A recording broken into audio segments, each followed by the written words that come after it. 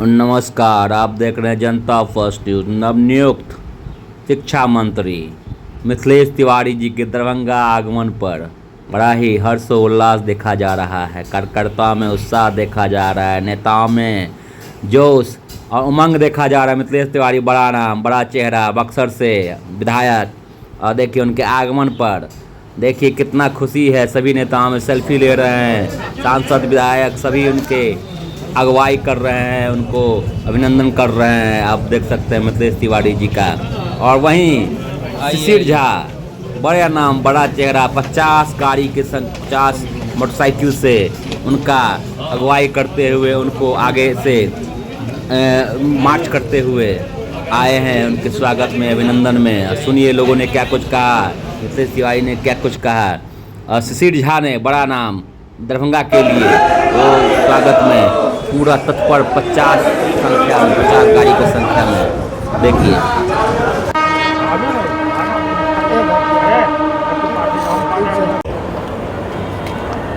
स्वागत में आए हैं, मंत्री जी के स्वागत में इतने संख्या में बाइक के साथ, काफ़ी सारे संख्या में, क्या कुछ कहना चाहते हैं?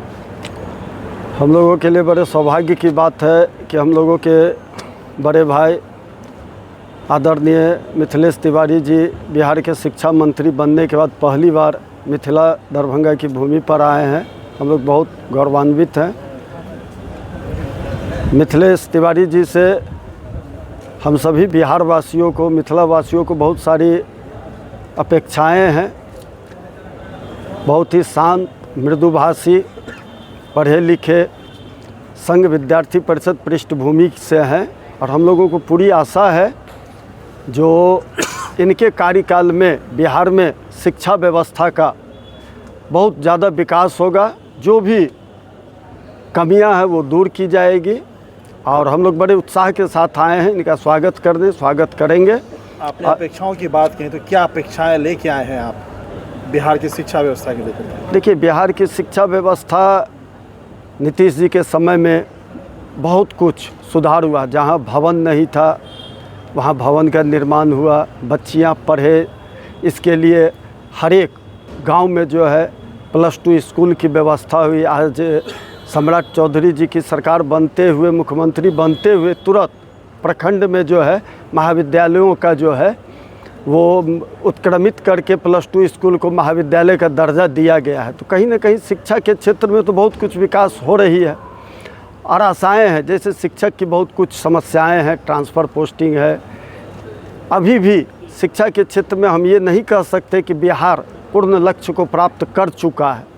तो जो कुछ भी कमियां हैं, तो एक पढ़े लिखे लोग इस पद पर, शिक्षा विभाग का पद एक शिक्षित व्यक्ति के पास गया है, तो हम लोगों को पूर्ण विश्वास है कि शिक्षा में बहुत कुछ परिवर्तन होगा और शिक्षा का विकास होगा ही होगा। एक आखिरी प्रश्न, भाजपा की पहली बार सरकार, भाजपा के मुख्यमंत्री, भाजपा के शिक्षा मंत्री, एक छोटा सा देश है नेपाल जिसने एक ऐसा उदाहरण दिया जो विश्व में काफ़ी ज़्यादा लोकप्रिय। क्या वो तरह का कानून यहाँ भी हो सकता है? सारे स्कूल एक बराबर हो जाए, विधायक, मंत्री, सांसद, IAS, IPS तमाम अधिकारी के बच्चे सरकारी स्कूल में पढ़ें, क्या हो सकता है इस सम्राट जी के शासनकाल में? देखिए, एक होती है आशावादी सोच, एक होती है निराशावादी सोच। आप कह रहे हैं कि नेपाल की तुलना हम शिक्षा में जो हुआ क्रांति, वही बता रहे हैं कि नेपाल की तुलना हम बिहार के लोग, ये बिहार की सरकार नेपाल से करें।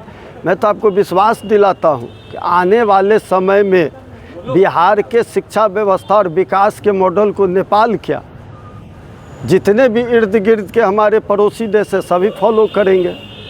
अब नेपाल की बात क्यों कर रहा है? आज बिहार सबसे बड़ा लोकतंत्र मेरा है, तो आज उसको हम लोग जो है बखूबी निर्वाह कर रहे हैं।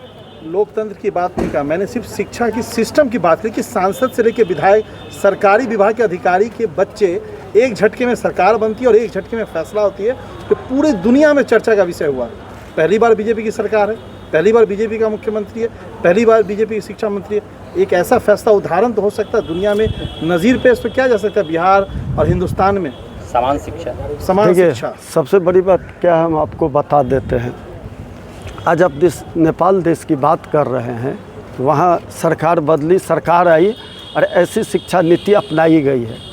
आज वही नेपाल है जहाँ सत्ता परिवर्तन के लिए इतना बड़ा हिंसा किया गया, जो हमारे हिंदुस्तान में या बिहार में सत्ता परिवर्तन के लिए आप कल्पना नहीं कर सकते। बात रही कि सरकारी स्कूल में क्या बड़े पदाधिकारी मंत्री के बेटे, आपका यही कहना है ना कि वो भी पढ़ेंगे या नहीं?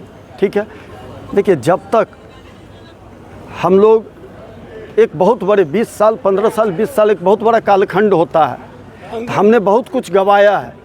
आज वो चीज़ लाइन पे आ रही है, क्यों नहीं होगा? आज अगर मान लीजिए सरकारी स्कूल की व्यवस्था प्राइवेट स्कूल से अच्छी होगी तो एकदम 100% जो है सभी लोग अपने बच्चे को सरकारी स्कूल में पढ़ाएंगे। परिचय भैया। डॉक्टर शिशिर कुमार झा नाम हुआ हमारा। अंतिम में जाते जाते लाठीचार्ज हुआ है, देखते हैं छात्रों पर, परीक्षार्थी पर, महिलाओं पर। जो आने वाले समय में शिक्षक बनेंगे, TR4 पे जो हुआ उस पर क्या कहना? देखिए, एक प्रोफेसर अगर कहीं गोली चला दे, ठीक है, तब उस प्रोफेसर को शिक्षाविद कहेंगे या क्रिमिनल कहेंगे? पहली बात, मैं न तो लाठी चार्ज का समर्थन कर रहा हूँ और ना ही उस आंदोलन का समर्थन करता हूँ। देखिए, सरकार बदली है, नई सरकार आई है, आपकी कुछ समस्याएं हैं तो आप सरकार के समक्ष रखेंगे। पटना इस राज्य की राजधानी है। एम्स, IGIMS, जितने भी बड़े चिकित्सक संस्था है वो हमारे राजधानी में है। अगर हम रोड को अवरुद्ध करते हैं, सारे तंत्र को अगर हम ब्लॉक करना चाहते हैं, तो सरकार की मजबूरी है कि वो उस चीज़ को एक्सेप्ट नहीं करेगा। नहीं तो आज हर एक आदमी अपने बात को मनाने के लिए और संवैधानिक कार्य करेगा।